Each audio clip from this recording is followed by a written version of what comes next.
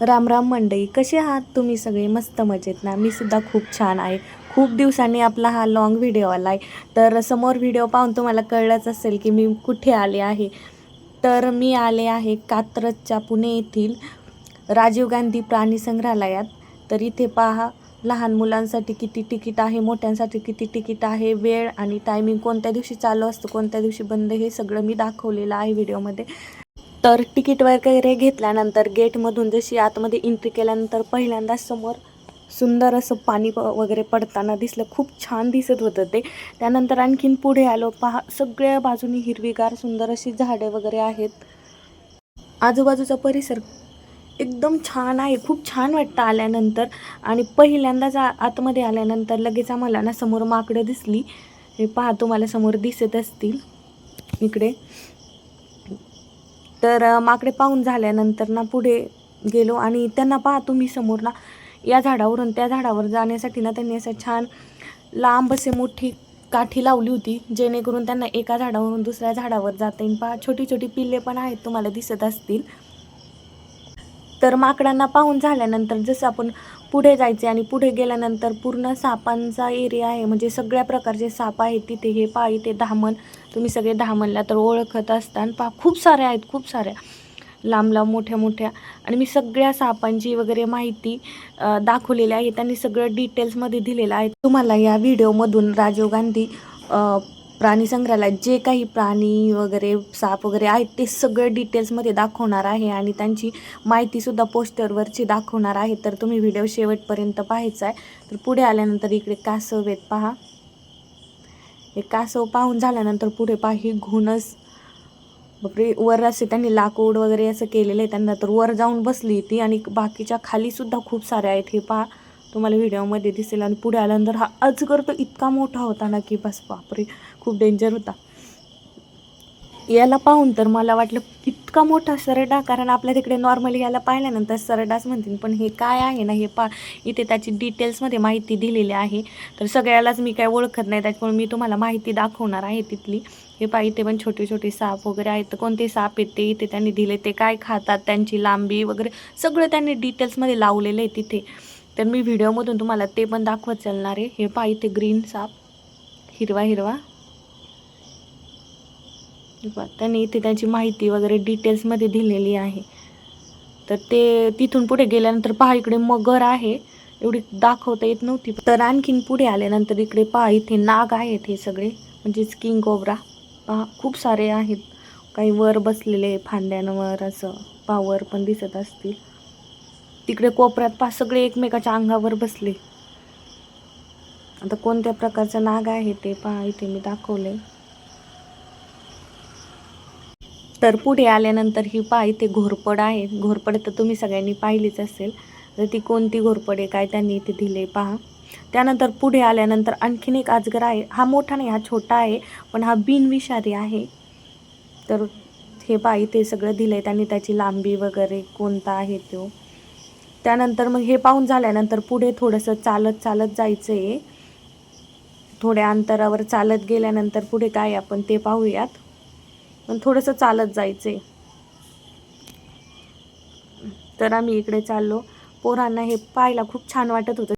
मला सुद्धा खूप छान वाटत होतं, कारण मी पुण्यात 10 वर्ष होऊन गेलेत मी राहते, पण अजूनपर्यंत एकदा पण मी ह्या झूला आले नव्हते. मग आज आलो आम्ही, सुट्टी होती तर.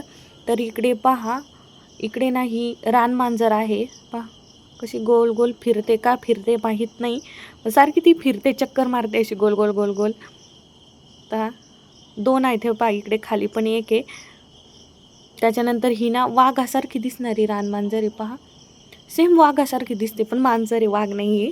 छोटासा बिबट्यासारखी वाघटी वाघाटी मांजर. हे पहा, इथे दिले त्यांनी.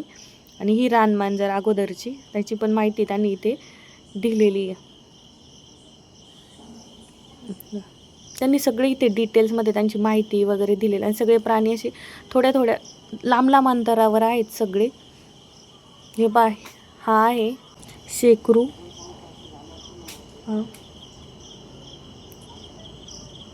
शेकरू हा आपल्या महाराष्ट्राचा राज्य प्राणी आहे आणि तो फक्त भारतात आढळतो पहा. त्याच्यानंतर मग आणखी पुढे गेल्यानंतर इथे ना त्यांनी हा जो खराब पाणी शुद्धीकरणाचा त्यांचा प्रोजेक्ट आहे इथे पहा. मग आणखी पुढे गेल्यानंतर इथं ना हे अस्वल आहे, अस्वल पहा. दिसलं ते पहा, तिकडे चाललंय ते. खूप मोठं होता, खूप डेंजर होतं.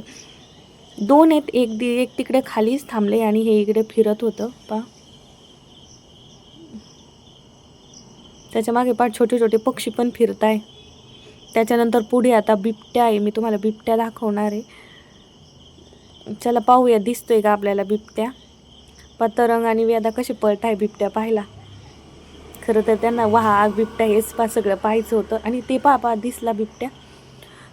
तो ना बाहेर पडण्याच्या विचारात आहे, म्हणजे कुठून त्याला बाहेर पडता येईल ना हे ते पाहतोय, म्हणून तो ना सारखा फिरतोय इकडे इकडे, वर चढण्याचा प्रयत्न करतोय बाहेर पडण्यासाठी.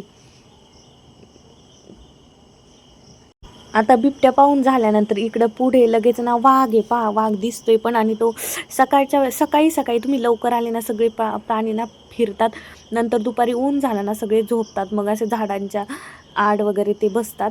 हे पहा एकदम, मी तर पहिल्यांदा इतक्या जवळून वाघ पाहिलाय पहा. पण त्याला शायद खायला कमी देता वाटते, खूप बारीक होता म्हणजे, पण खूप डेंजर होता. तर हा ना बेंगाल वाघ होता. नंतर पुढे आल्यानंतर लगेचच इथे पांढरा वाघ आहे. तर पहा तिकडे तो आतमध्ये शिरतोय, पण दिसेल हा पूर्ण असा पांढरा आहे पहा. दिसेल तुम्हाला इकडे जवळ आल्यानंतर, माहीत नाही आता इकडे येतोय की नाही. हे पहा त्याचा कलर पांढरा आहे पहा. आता जवळ आला आहे. आम्हाला ना सगळे प्राणी वगैरे सगळे जवळून पाहायला मिळाले, कारण सगळे सकाळच्या वेळी आम्ही लवकर 9 वाजता 9:30ला तिथे पोचलो होतो. त्यामुळे सकाळी सकाळी सगळेच प्राणी असे फेऱ्या मारत होते पहा. इथं त्याला बसायला ना पाणीसुद्धा आहे पहा. ऊन लागलं की ते पाण्यात जाऊन बसत असतील पहा. पाण्यात जाऊन बसला आणि थोड्या वेळाने लगेचच तो बाहेर आला. आता पांढरा वाघ पाहिल्यानंतर लगेचच पुढे आल्यावर इकडे गवा आहे. हा गवा पहा इथे त्यांनी दिले, तो कुठला आहे, दक्षिण व दक्षिण पूर्व असं दिलं आहे त्यांनी. इकडे पुढे ना हे ते हरिण नाही, याला काय म्हणता, तर इथे त्यांनी पुढे याची माहिती दिली असेल, मी तुम्हाला दाखवते. तर काळवीट वगैरे काहीतरी म्हणतात ना ते याची माहिती कुठे लिहिली त्यांनी पाहते मी. तर ते काय होतं त्याचं काही पोस्टर दिसलं नाही, शक्यतो ते काळवीटच असणार आहे. तर पुढे आल्यानंतर हे पहा इथे नीलगाई आहेत. नीलगाई तिकडं पण दूरपर्यंत आहेत, हे पहा इथे जवळ. त्याच्यानंतर इकडे खूप सारे हरणं होते. पुढं आता आपण हत्ती पाहणार आहोत पहा. इकडे आशाई हत्ती आहे इथे. पुढे गेल्यानंतर हे जे पोस्टर लावलं तिथून पुढे चालत आल्यानंतर पहा इकडे 2 मोठे मोठे हत्ती आहेत, कसे छान उभा राहिलेत.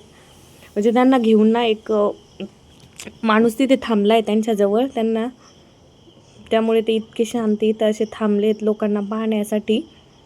त्याच्यानंतर आता पुढे गेल्यानंतर सिंह आहे. तर इकडे पहा हा इथे आशाई सिंह आहे, पण पाहिल्यानंतर दिसतच नव्हता. तर तो आहे ना तिकडे झाडात आहे ना झोपलेला आहे झाडाखाली. कारण आता पूर्ण दुपारचे जवळजवळ 12 वाजत आले होते, पूर्ण ऊन झालेलं होतं कडक, त्यामुळे सगळे प्राणींना आराम करायला लागले होते पहा तिकडे. तर सिंह हा ना संग्रहालयाचा सगळ्यात शेवटच्या बाजूला होता. तिथे संग्रहालय संपतं, त्याच्यानंतर फिरून दुसरी बाजू पाहायची राहिली होती. फिरून आल्यानंतर इकडे कोल्हा आहे पहा, कोल्हा दिसते. कोल्हासुद्धा इकडे पहा झोपलेले आहेत ते पण. आता ऊन झालं आहे ना दुपारची वेळ, तर सगळे प्राणी झोपायला लागले होते.